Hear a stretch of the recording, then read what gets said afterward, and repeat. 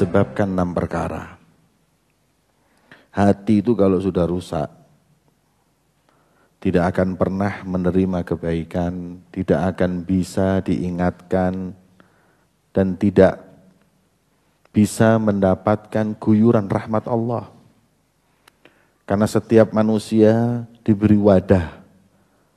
Wadah itu tempat turunnya rahmat, tempat turunnya fuyudhat, curahan rahmat dan lain-lain. Tapi kalau sudah hati itu rusak, na'udzubillah, mahrum min tilkal fuyudhat war rahmat. Hati kalau sudah rusak enggak dipandang sama Allah. Maka itu beliau mengingatkan, dan rusaknya hati itu bisa jadi karena 6 hal. Yang pertama, yudhnibun biroja'it taubah. Berbuat maksiat sambil dia itu mengentengkan Allah. Nanti juga kalau taubat dikabulkan. Dia bermaksiat enggak dengan rasa takut, malah justru dengan rasa santai.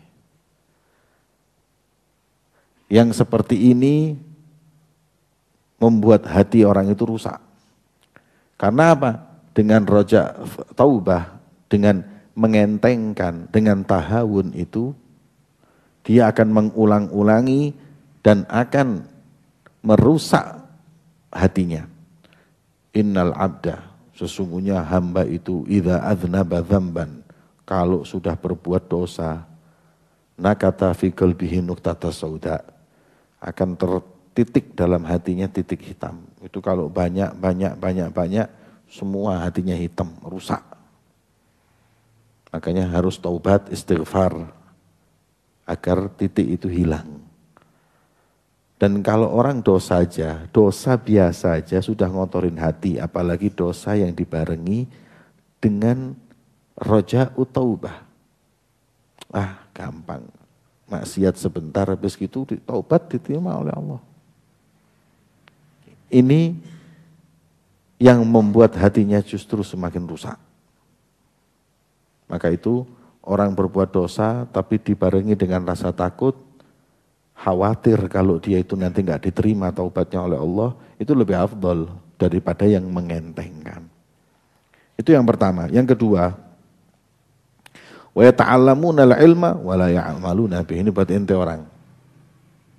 Kalian kalau nuntut ilmu tapi enggak ada niat mengamalkannya, enggak, justru ilmu itu membuat kalian menjadi orang baik, malah membuat kalian mempunyai hati yang rusak. Karena apa? Kita enggak ngamalkan ilmu yang kita tuntut. Dari awal ilmu yang kita tuntut harus kita niat untuk kita amalkan. Pertama diri kita. Kalau sudah enggak ada niat mengamalkan ilmu, malah justru menjadi sebab fasadul qalb. Rusaknya hati adalah orang nuntut ilmu tapi enggak ngamalin.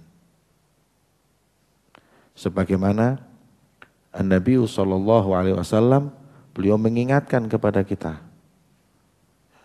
Man izdada ilman, walam yazdad huda, lam yazdad minallahi illa bu'da. Orang tambah ilmunya, tapi enggak bertambah amalnya, niscaya enggak bertambah di sisi Allah, kecuali bertambah jauh. Ya. Kenapa kok tambah jauh? Ya kan sudah dikatakan. Apa? Ab'ad nas.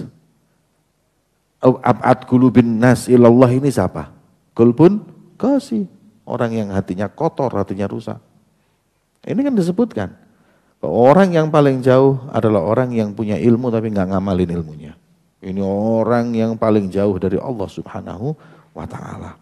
Makanya kalian nuntut ilmu harus niat untuk mengamalkannya. Fa'amal walau bil usyri kazakati.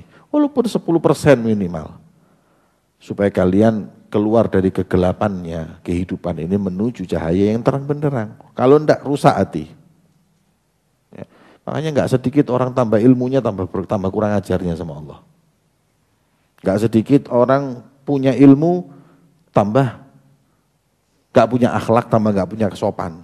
Malah kadang-kadang kata Imam Haddad, ngajari umat untuk kurang ajar sama Allah.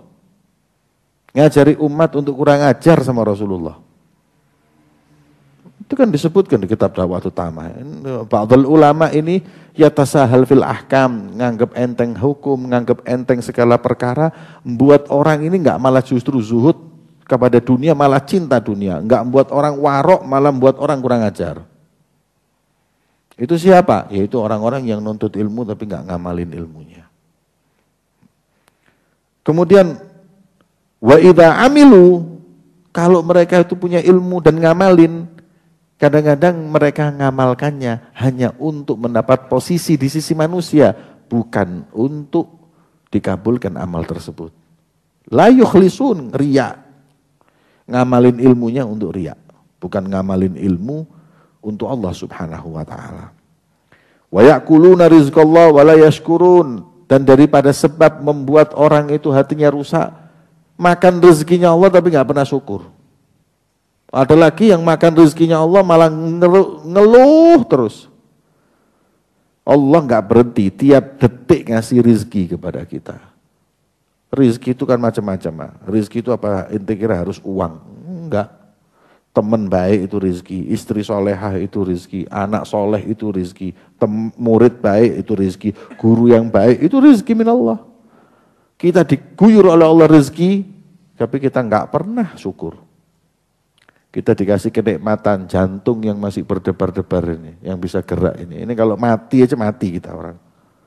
Tapi kita enggak pernah syukur. Kita masih dikasih sama Allah hembusan nafas, enggak pernah syukur.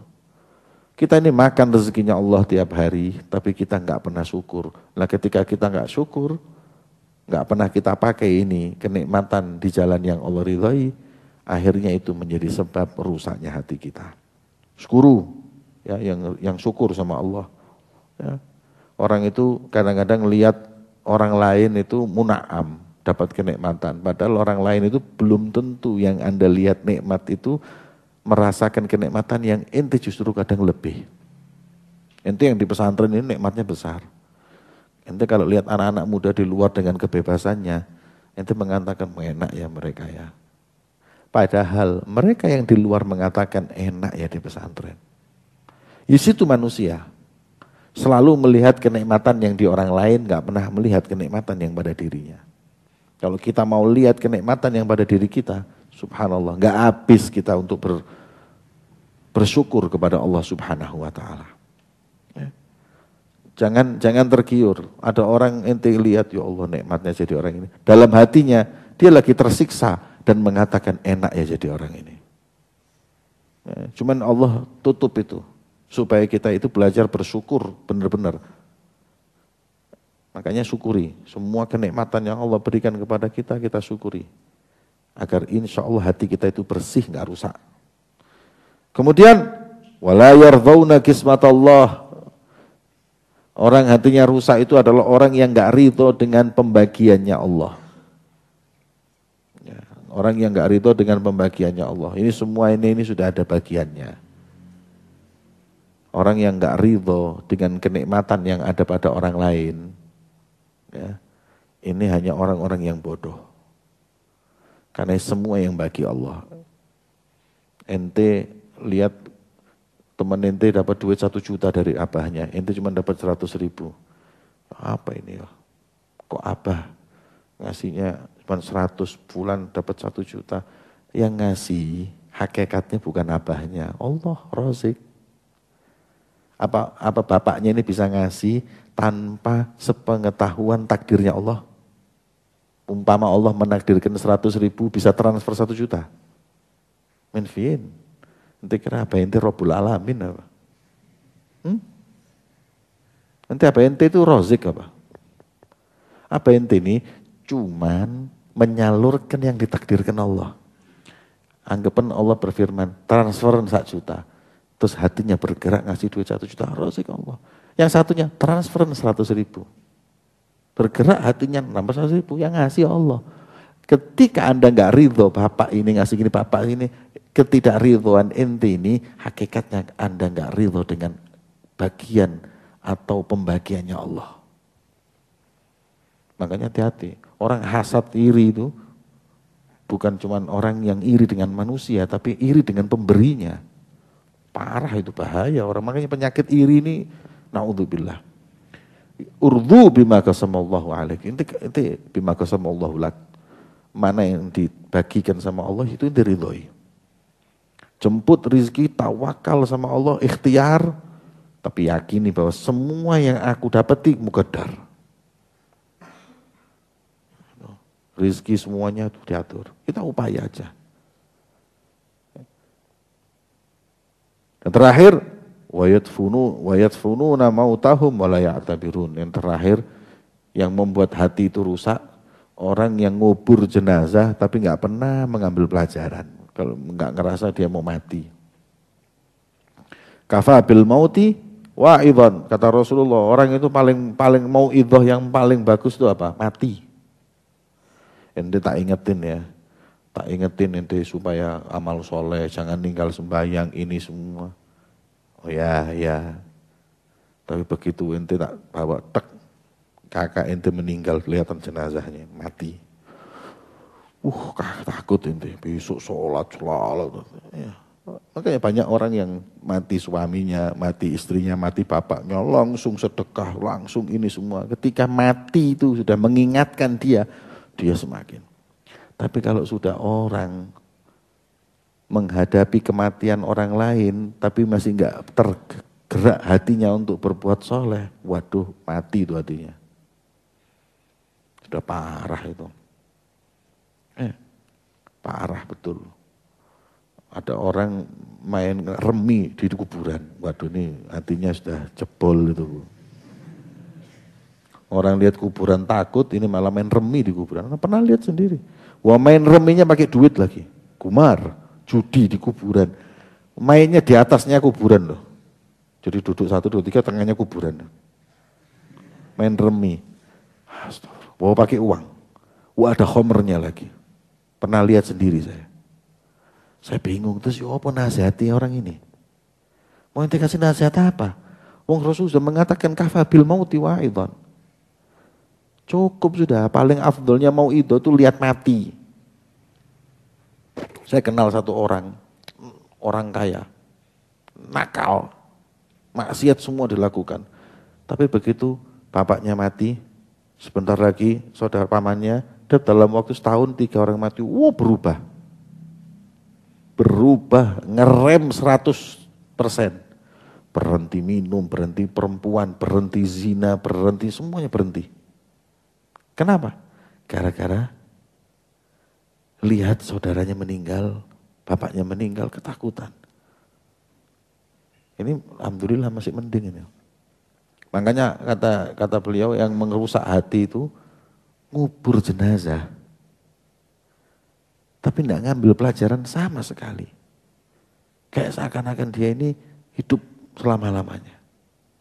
Ini penyakit namanya tulul amal. Makanya hati-hati. Orang kalau sudah lihat orang mati, makanya sunnahnya kita ini ngubur jenazah. Sering-sering ada orang mati datangi ngubur, ambil pelajaran. Kalau perlu mandiin jenazah semuanya, belajar lihat ini orang mati depan kita orang. Wis tak apa-apa iki. Mana kekayaannya, mana jabatannya, mana semuanya, tidak ada, semut sudah. Nanti walik rono, walik rene, sekut sudah mati. Terus nanti masukkan ke kuburan. Segitu tempatnya, pas ente masuk, ente turun ke bawah, ente lihat, ente bakal seperti itu habis ini. Pasti orang yang punya iman sama Allah takut. Nafsunya kepada dunia akan berkurang. Syahwatnya kepada dunia akan berkurang, pasti. Tapi kalau seperti itu masih enggak berubah, ya sudah rusak hatinya. Ya, wallahu a'lam bi